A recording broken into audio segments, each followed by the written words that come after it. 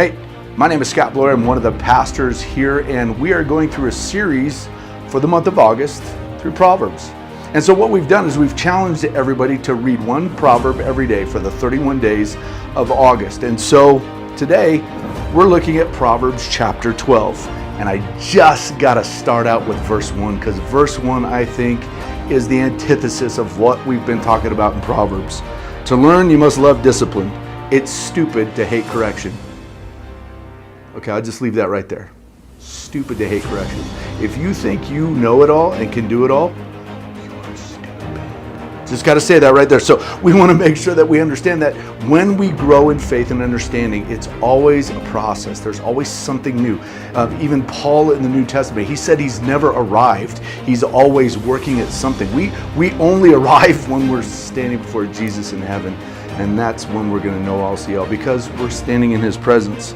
But when we look at Proverbs, it goes on in verse 6 and it says, the words of the wicked are like a murderous ambush, but the words of the godly save lives. As I was doing some work on this and research, it was talking about how the words of the wicked or advice of the wicked, it's an ambush. It doesn't help. So if you're a follower of Jesus and you're constantly looking for advice from someone who's not following Jesus, it's not going to help.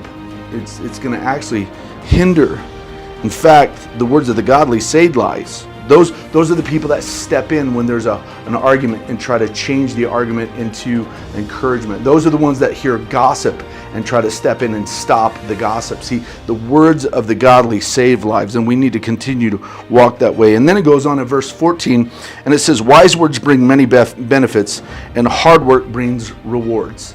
I think what we say and what we do need to match.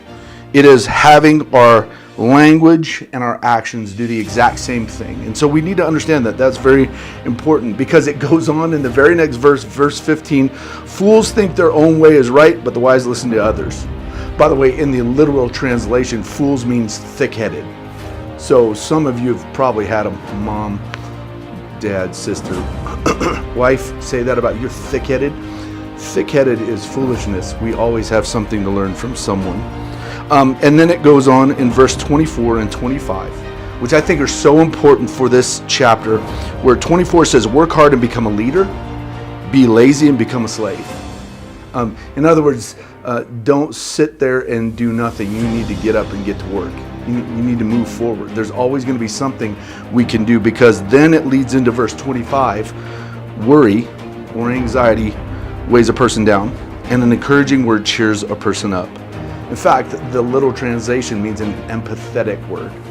Sometimes our empathy is what is going to be giving encouragement to those that are struggling. Hey, I hope this was good for you. I hope it's something that's going to encourage you throughout the day.